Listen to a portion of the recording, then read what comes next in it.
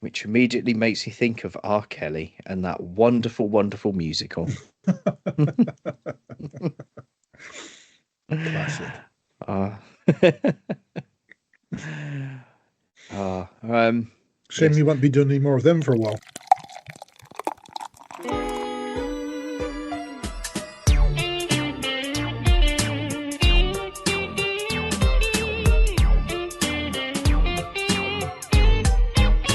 Boo Foons, mystery investigators. Off the case.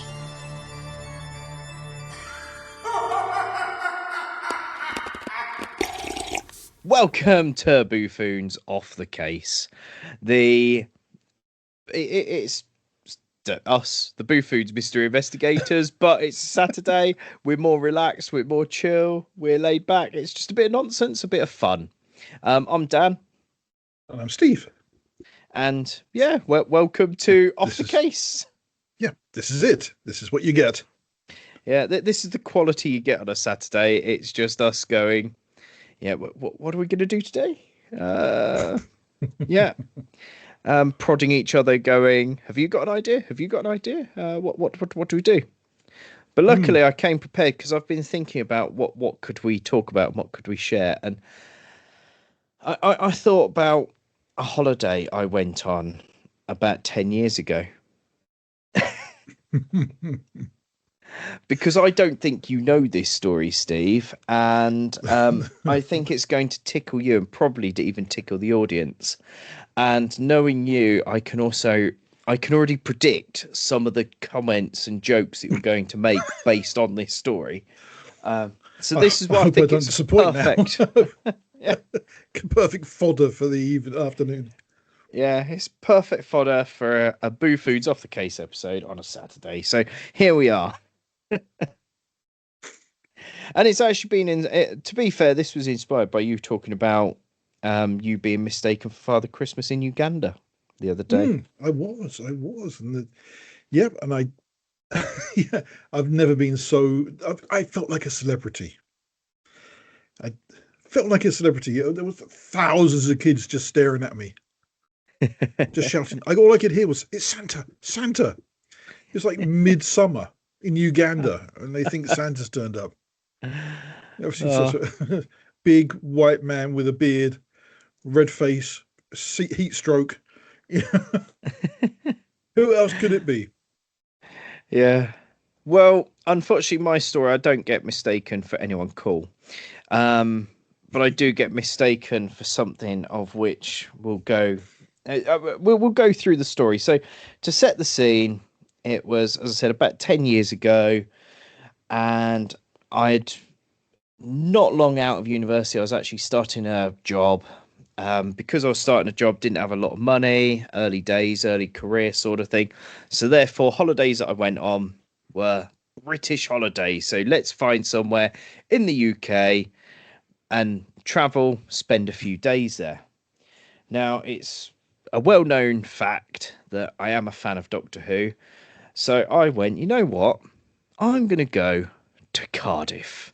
To Cardiff. You can say Cardiff? Yeah. Yes, Cardiff. The home of modern day Doctor Who. Well, I say modern day Doctor Who for the last 20 years. Yeah. It's not still there, is it? It is still there, yeah. Cardiff, I mean. Yeah, yeah, Cardiff's still there. The BBC studios with the TARDIS set and everything is still there. The bit that's not there anymore is the Doctor Who experience. The only thing worth going to Cardiff for. Well, to be fair, there are quite a few things to go to Cardiff for.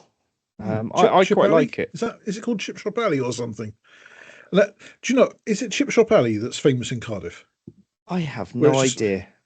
Or was that the guy who made chemical weapons in Baghdad during the Iraq War? I'm sure that was Chip Shop Alley. Is either that or one or the other. Is either a Muslim terrorist or. Yeah, there is a Chip Shop Alley in Cardiff. It's Caroline Street. Okay, so that's pretty a lot safer to. Well, I don't know actually. It's just a slower death. And To be honest, I never knew it. I've never known it to be the nickname of Chip Shop Alley. However, now I'm looking at images of it online. I have definitely walked down there several times and got a takeaway, just like people do, late at night. Last time I went there, it was my son's band was playing there. So we went just a couple of years ago. It was very nice. I'll tell you what was interesting.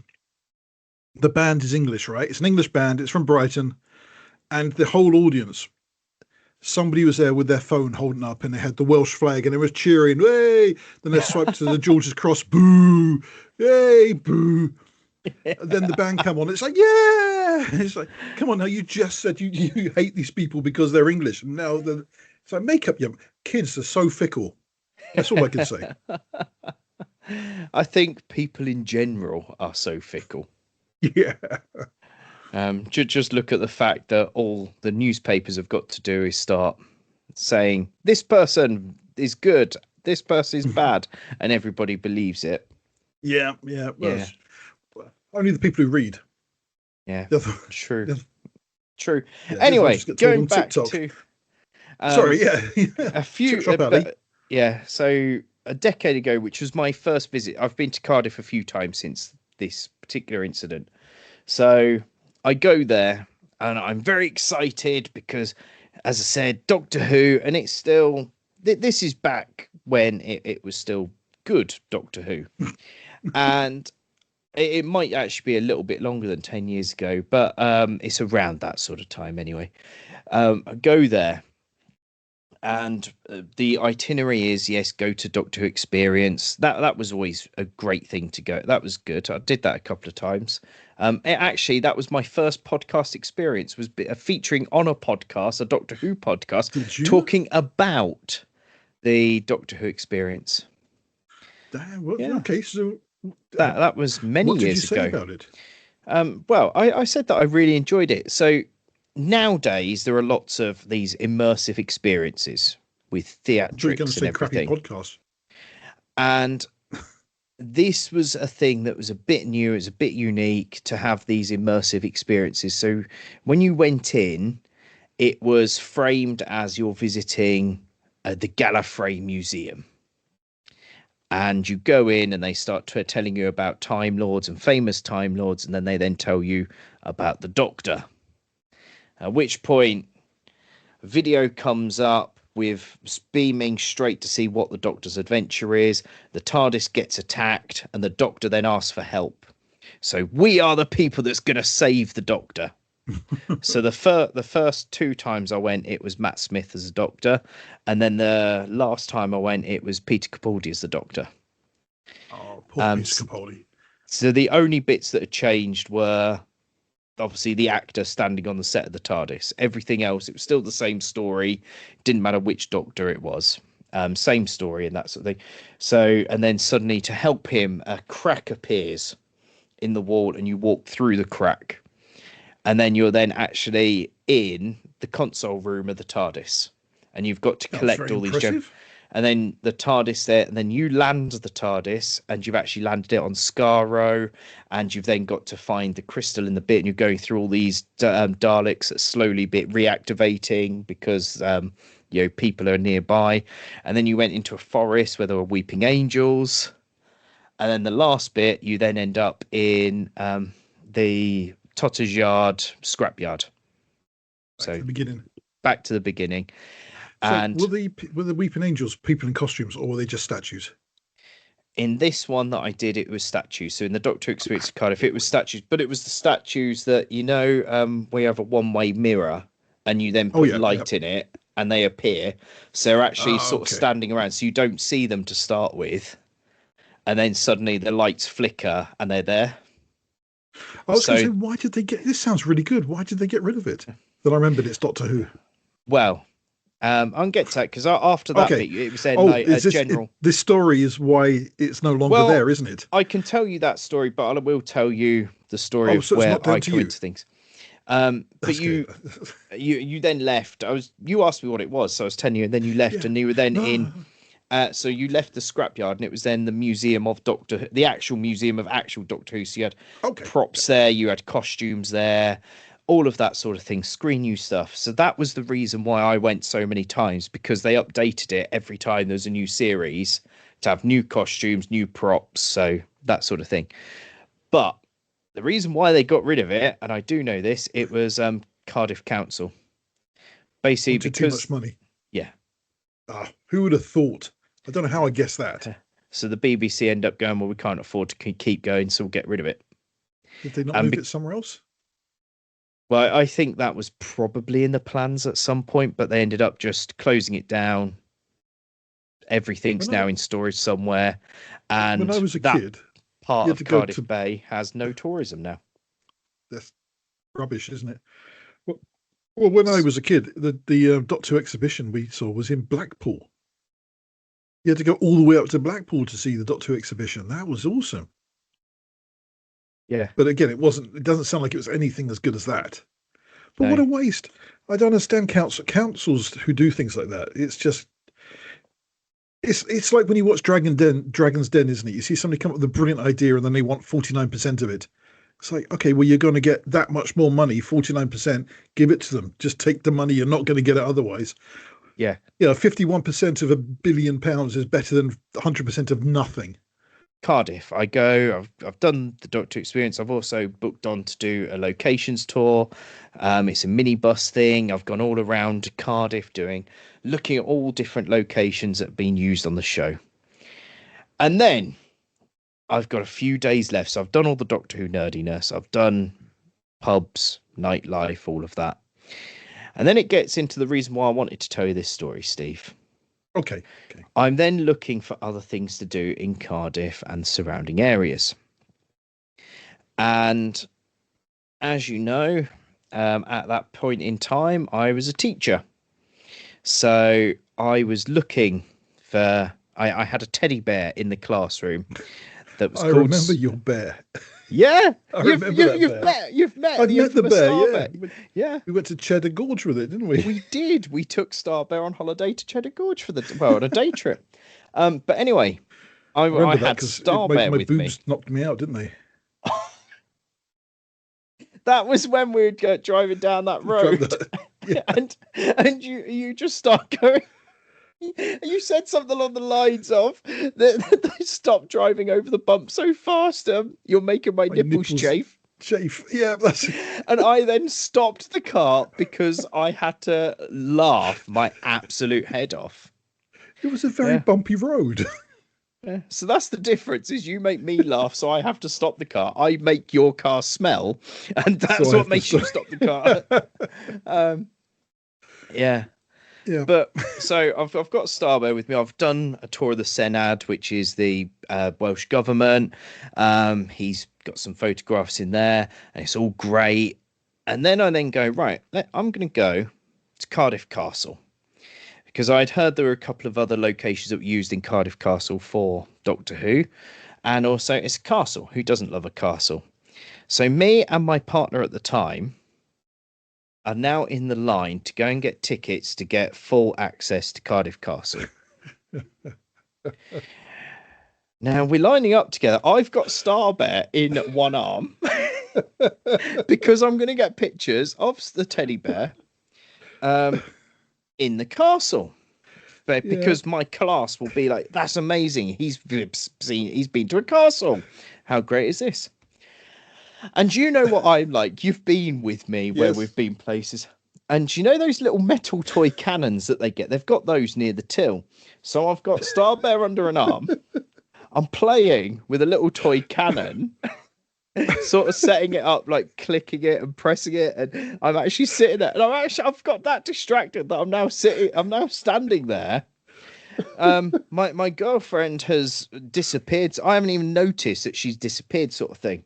And I'm just and I'm now in a world of my own, going bang, bang. That is so you. That is so. And that's when I then turn with one of these little cannons in my hand to go bang. so it was then shoot my partner of the time, you know, and I then go. And she's not there. She's at the till getting the tickets. So I quickly put it down on the shelf go over to her, Hobbled over to her. and the lady behind the till goes, "Oh, what's your teddy bear's name?" So I go, "Oh, this is Star Bear." And she goes, he's a very lovely bear. And I was like, "Oh, thanks. He is quite a nice bear, isn't he?" So tickets have now been handed over. We've walked off. And then I think to myself, hang on a minute. I don't think there was something. Those tickets. Then she must have like put us through as students or something, because that was quite cheap. But I don't think it. But I go, well, we must have been put through as students. Fair enough. Don't think any more of it. Going around the castle, get loads of pictures of Star Bear at the castle. And we go to this bit, and it's all roped off.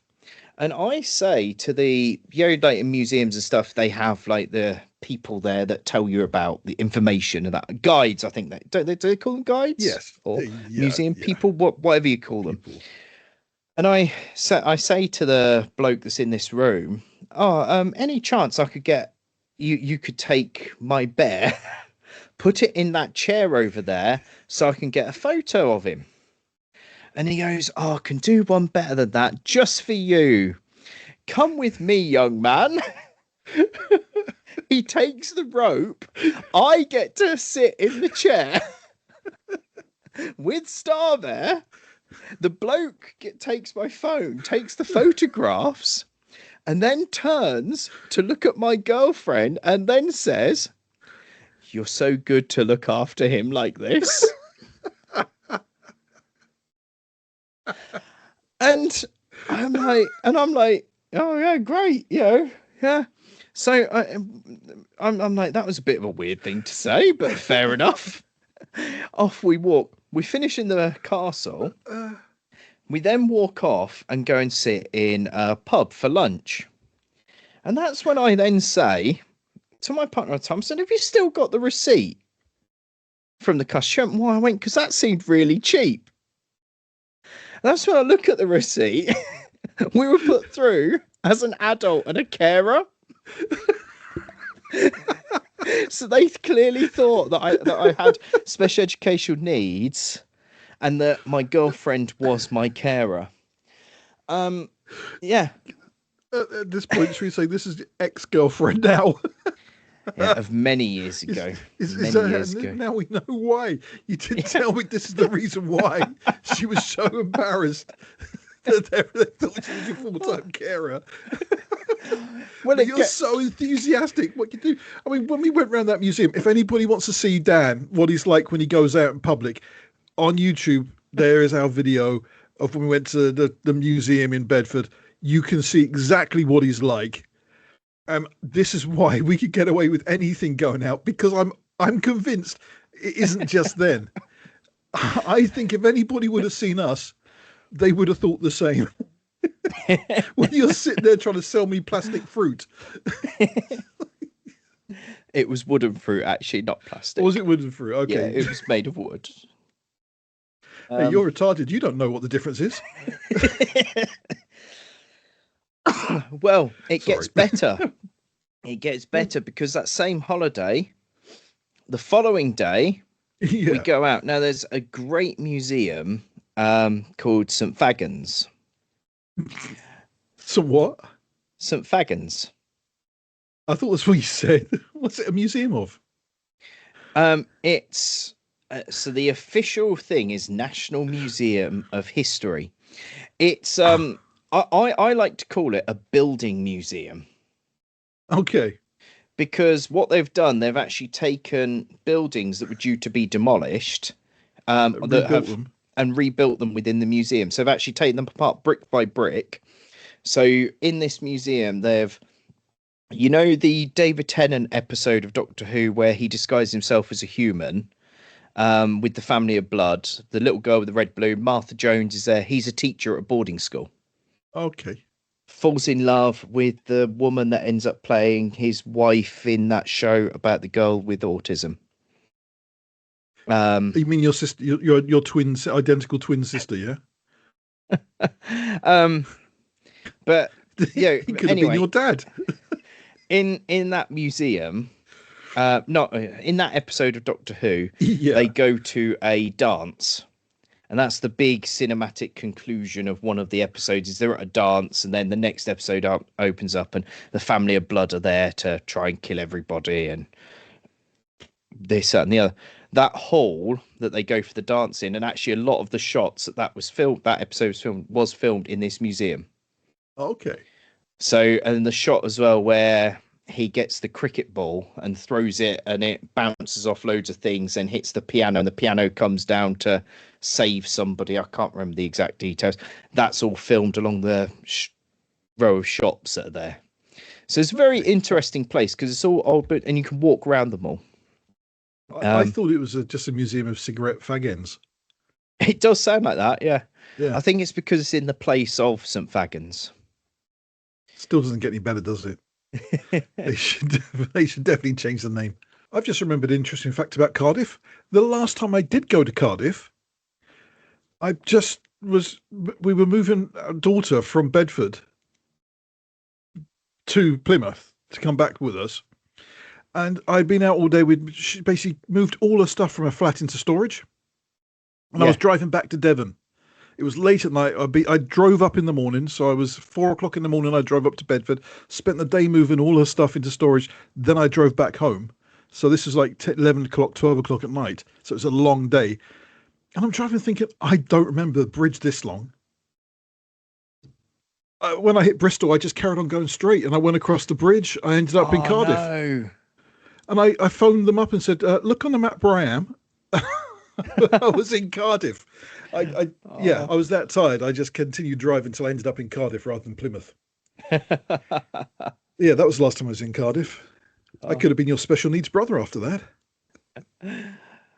Sorry, yeah, carry on. You're in St. Fagans. Yeah.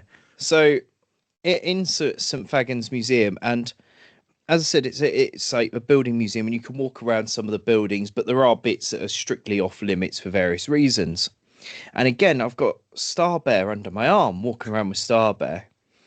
And again, I'm asking for photographs and people saying, "Oh yeah, could you take photo?"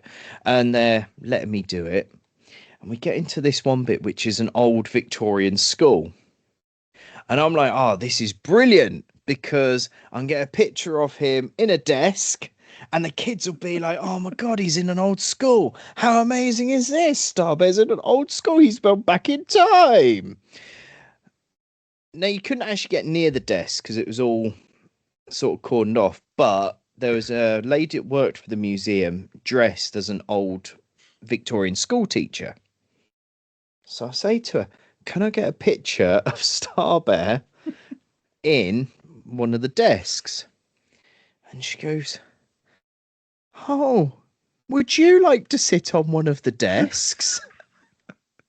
And I go, "Yes, please." I have totally disregarded her tone of voice and not realised where this is going. You just thought she was just being very kind to you. Yeah. So I get to sit at one of the desks, which are all cordoned off. I've got Starbear next to me. My partner has taken a load of photographs of me sitting at this desk. I've then got the quill out, and I'm pretending to write with the quill, and it's all absolutely cinematic masterpiece, with all these. It's a proper photo shoot, and this woman keeps talking to my partner, and I. Like you said about when we went around Bedford Museum, once I get into doing something stupid, I'm then distracted, and I'm not really paying attention because I've been allowed past the bit that people aren't allowed to go past. So I'm actually looking at the other bits close up that you're not allowed to look at because it's past the rope. So I'm looking around, I'm taking a few photos, putting Starbear down, taking a couple of photos and this, that, and the other. And I notice that my partner has left.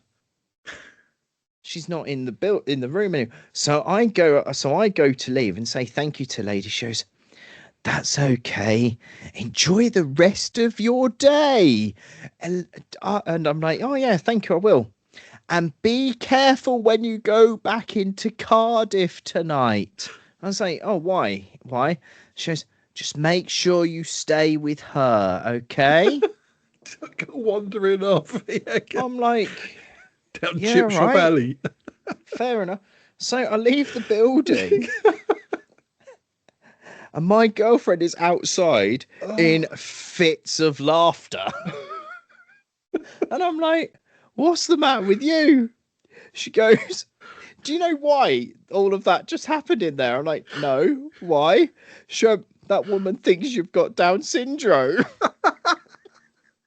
And she said, she was asking me if I'm your sister or your carer, and how I know you to bottle you out to a thing. And I'm like, I don't even look Down syndrome. Wow. I don't even look like A little bit Down syndrome. But Little bit. and my girlfriend didn't know what to say, so she ended up excusing herself and she told me this. She said, apparently, she said to the lady, I'm going to leave the room so he feels like he's got independence. And the only reason she said that was so she could leave the room to go outside and stand there, laugh, because she couldn't hold it in much longer. That is just brilliant. Oh, God. Well, I mean, it's like when you came down and we went to around the reservoir, you decided to break all the rules and just do your own thing. And it would have been I'm just keep looking after him. That's what I would have said. If anyone would have said anything, I'm just trying to keep up with him. He's just, when he does what he wants to do, he doesn't get out very often. He doesn't get out the home very often. Do you remember so when that kid was telling his dad, that man's doing it, so just let him do what he's doing. Now I know why they said just let him do it. It's a Boo Foon mini mystery. Civil War ghosts. Ooh, which Civil War? Peterborough Civil War. Yeah, the Peterborough Civil War. The famous Civil War in Peterborough. This famous Peterborough Civil War. Okay, right. Of course, it's the English Civil War.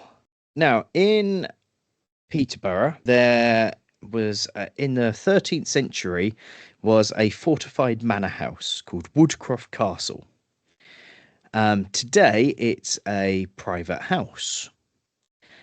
And apparently, it's home to Peterborough's most gruesome and well-known ghosts. Gruesome ghosts? Yeah, a gruesome ghost. Dr. Michael Hudson. What? That's the ghost, or? That's the ghost. The Dr. ghost of Michael Dr. Hudson. Michael Hudson. That's quite a modern name for a Civil War character. He could be your doctor. Yeah, apparently he was not actually, a medical doctor, he was a priest. Oh, okay. That's okay, because most medical doctors at our surgery aren't doctors. Don't know what they are, but they're not doctors. Well, this doctor was not a medical doctor. He was a priest. This is why the Civil War, the good old days. Yeah. So Dr. Michael Hudson was a priest. Was he?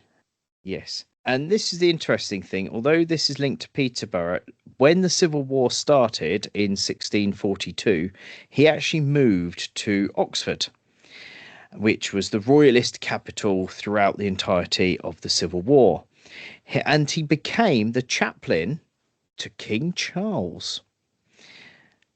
So there we go. So we got Charlie Chaplin.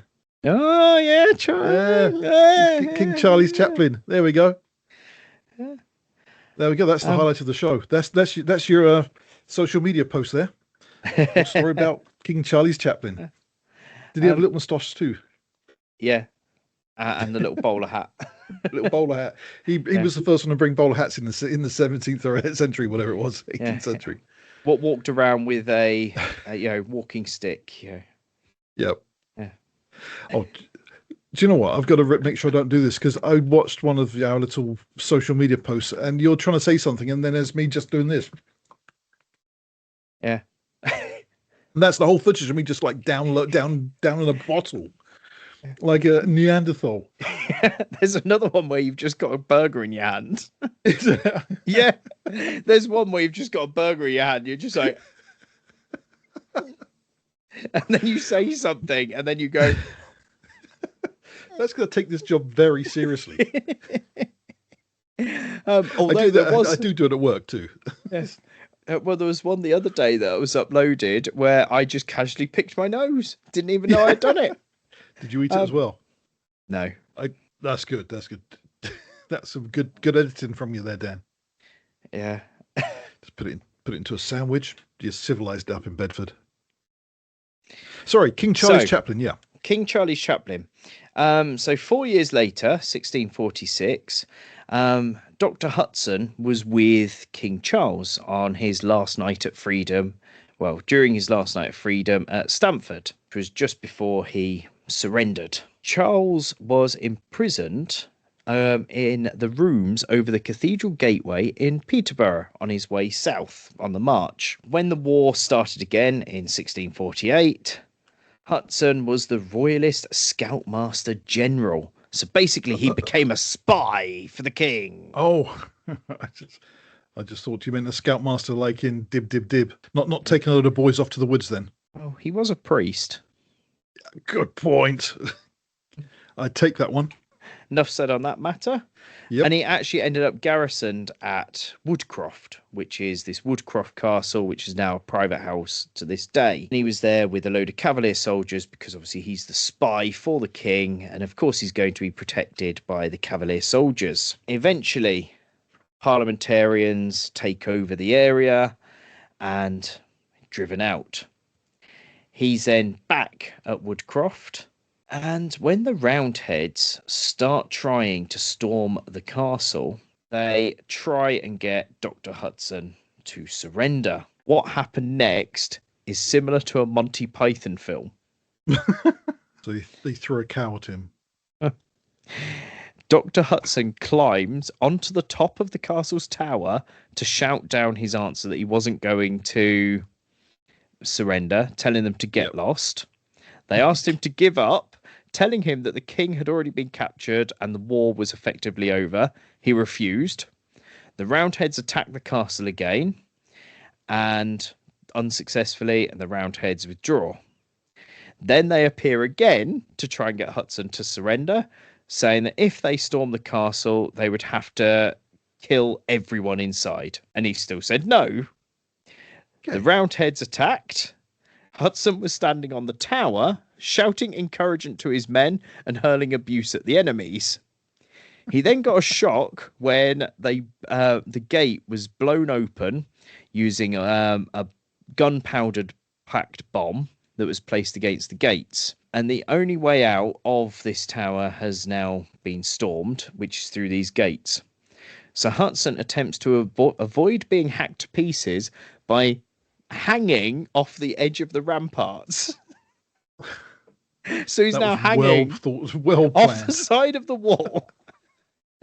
And Roundhead soldiers then find him, go to the top of the ramparts and cut off his hands. He then falls into the moat below. So he's there hanging. The Roundheads have found him and just gone, well, this is easy. We just chop his hands off. And he's just gone, splash. Oh, that's horrible, but funny. He actually ends up managing to swim across the moat. Then, thinking he was safe, two Roundhead soldiers end up capturing him. He was then disemboweled by the soldiers, had his tongue ripped out, and then he dies. The tongue that was cut out was dried and paraded around the local towns and villages as a trophy and also as a warning against anybody who was going to say anything about the Roundheads or the parliamentarians.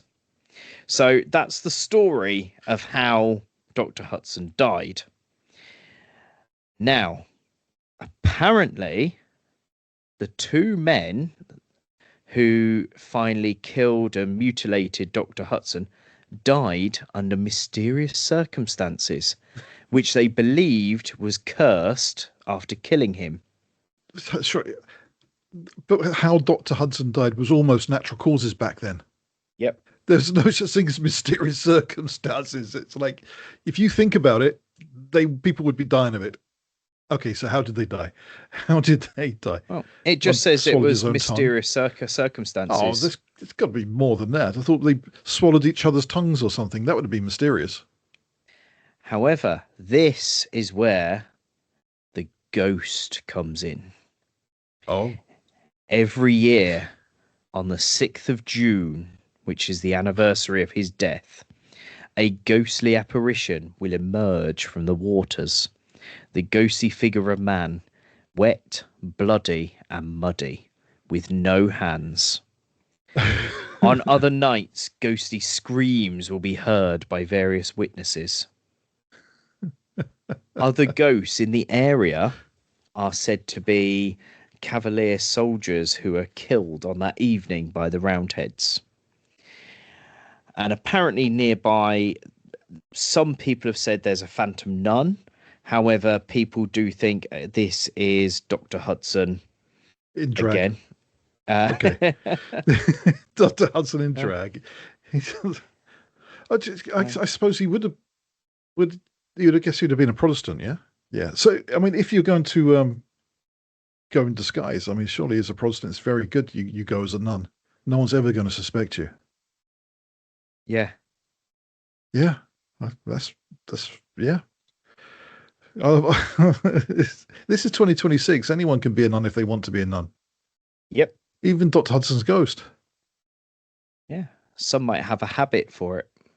Yeah, absolutely. Absolutely. I mean, at least we knew where his fingers went. Good use for his tongue afterwards. It is quite a funny way to go. I mean, you must admit, it's a comedy thing. It is very much a comedy thing. Yeah. Especially when I can just imagine him at the top throwing insults down, thinking he's so safe. People that live in the nearby villages to Woodcroft Castle have reported that they hear marching drums. They hear ghostly shouting that sounds like war happening. And some people have said that they've seen Roundheads and Cavaliers as ghosts roaming around, marching to and from the castle. I mean, it does sound like it was quite a hot spot for Civil War activity, that's for sure. One woman has reported that she regularly hears the eerie sound of military drums going past her cottage during the winter months. Another woman has seen ghostly soldiers that march down the road, and so much so that she she thought the first time she saw them they were reenactors, so she drove down the middle of the road to avoid running the soldiers over, to then get to the point where the soldiers were for them to vanish. Okay. So there you go, a mini mystery of English Civil War ghosts in Peterborough. Yeah. Does anything else happen in Peterborough? Or is this the highlight of Peterborough? There's loads of things that happen in Peterborough. What sort of things happen in Peterborough? Well, we can revisit them in another mini mystery. It's a Boo Foon mini mystery.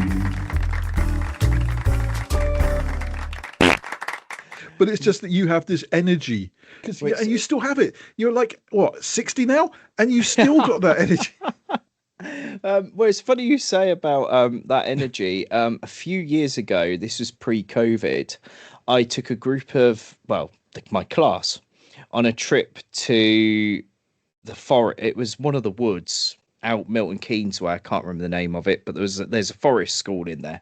And you take the kids, and there's all these things like there's saws and all of that, so they can chop bits of wood up. They can make all these different crafts with twigs and branches. There's like big logs for them to make dens with. And it was basically a day of, let's just take the kids out into nature and they can have a bit of a muck about. And there's drills, there's saws, they can have a play. Let's let them be at one with nature. And there's a bit of a crafting bit. And I go and I'm getting fully involved. There's a photograph of me somewhere where I'm making a dream catcher and I'm just staring intently at this dream catcher whilst I'm really focusing on it. But I hadn't realised that the boys had been told off because they had been making swords and were having a sword fight. So I've got bored of making the dream catcher and I've now wandered over to the bit where it's all the crafts. So you got some saws and stuff. And I then get a group of boys around me and I go, right, we get two, well, I show them, let's get two sticks together, put it in a cross shape, then get some of the string and wrap around it to keep it in shape. And then it makes a sword. So there's me and a group of boys. It's a bit like you know Robin Williams' Hook. Imagine that. Yeah. You're the boy who hasn't grown up. The man who's still a boy. Yeah, that's the one. I've now got this the my lost boys sword. The boys are all with me with their swords. We're now running around the woods having a massive sword fight. The lady that works at the woods comes over to me and goes, I told the children they were not allowed to play with swords. Now, can you tell them to go and put them away and stop playing with that? And I was like, okay, sorry. My TA is standing watching this whole thing unfold, wetting herself with laughter because I've now been told off. And then the kids kept laughing for weeks afterwards that I'd got told off in the forest. To the point where my school's always done this thing where at the end of the year, they get the year sixes to write a letter to the school community with their memories. Moment. So some of them had written, I remember in year one when my teacher got told off in the woods. Yeah. That's the kind of thing that the kids will always remember. They will always remember it. They will. Yeah. But I don't know why kids aren't allowed to play with things like that. But it's not like they're going to go killing each other, is it, really? I mean, it takes more than just a couple of sticks. Let kids have fun. Let boys be boys. It's what they like to do.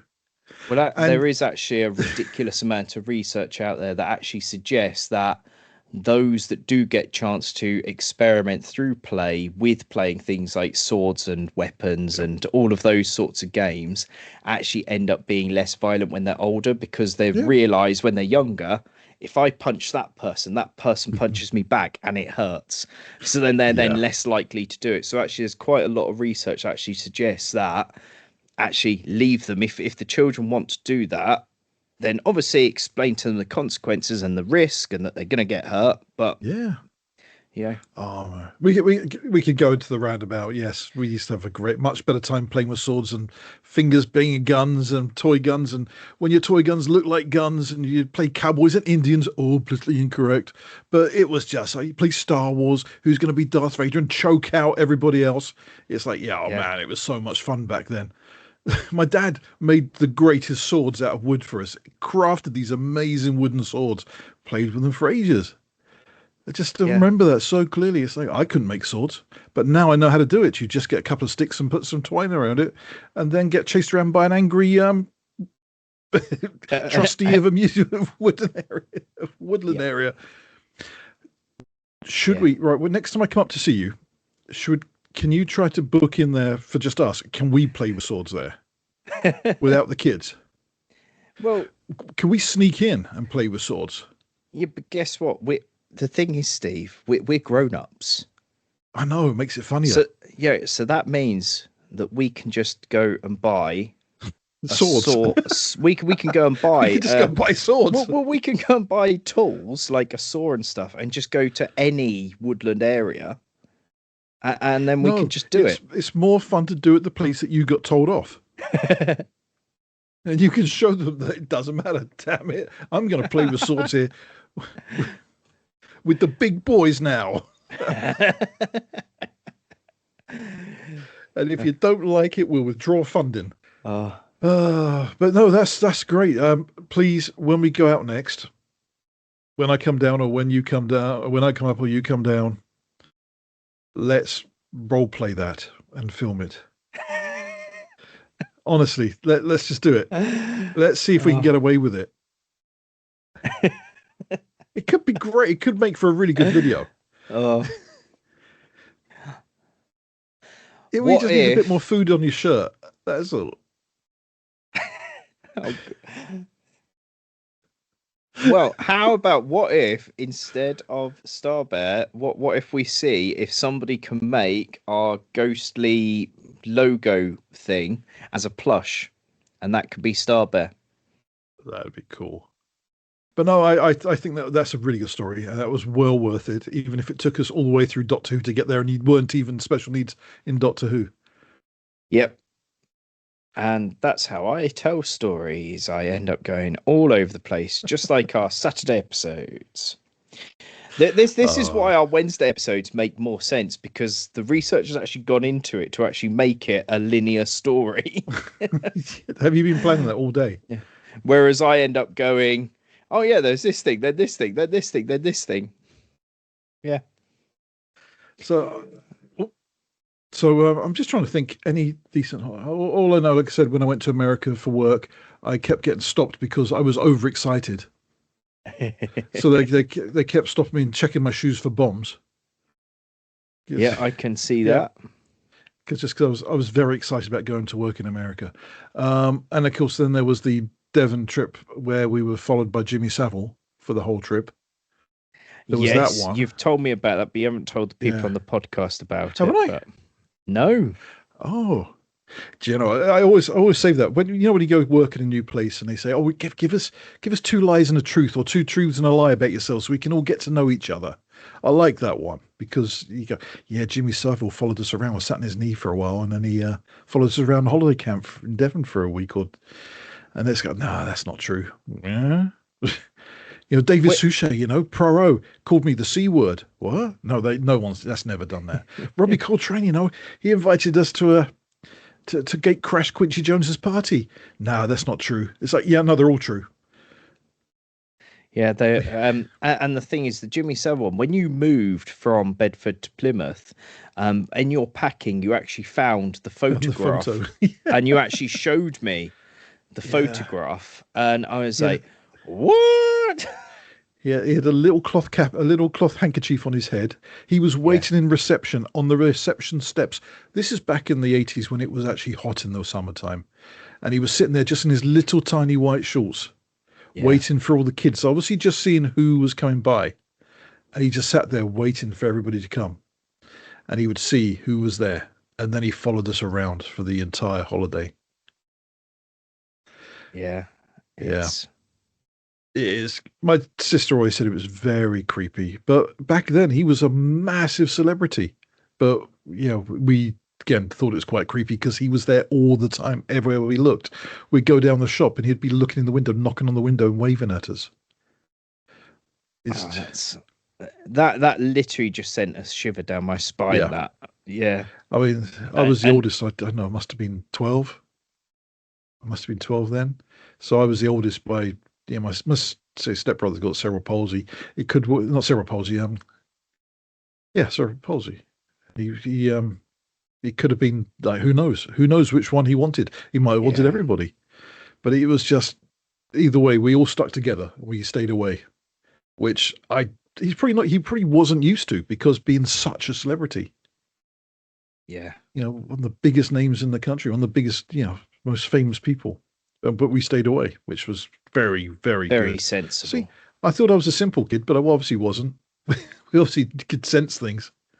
Yeah, you see that's the one type of person I have zero tolerance for. Yeah, and that's where I do think you know how the death penalty isn't a thing in the UK.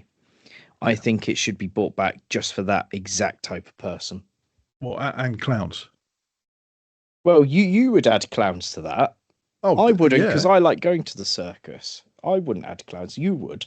I would, definitely. I'd like to see them both in Morris dancers. Yeah. And okay, let's not go. Now I understand why we don't have the death penalty in the UK.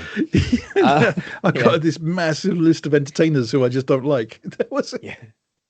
And there's me not thinking of entertainers, me thinking of actual dirty, disgusting criminals who are vile Clowns and people. Morris dancers. But the good thing is, I mean, you could just go and ask them to have Star Bear taken with them and they'll go away. They'll probably ask if you want, can we show you how to do it? Bring Star Bear over with us. Come on, Dan. Don't be And scared. On that note, follow us on all the social media pages. Like, share, comment. If you're feeling generous, go to Patreon. Donate some money towards us if you want to. You get bonus content on there. And check out our website. And also do find us on Discord where you can chat to us. And come back Wednesday for a sensible episode. Next Saturday for a silly episode. Yeah, and please watch the video on YouTube so you can see exactly what Dan's like when he's actually out and about in public, in very public places. Yep. I'm not even ashamed. You shouldn't be. It's great. It's lovely to see somebody enjoying life. When you got me as the contrast to you, it's like the absolute mirror opposite. Which is why it's great. Yeah. Right. Bye. Bye. Bye.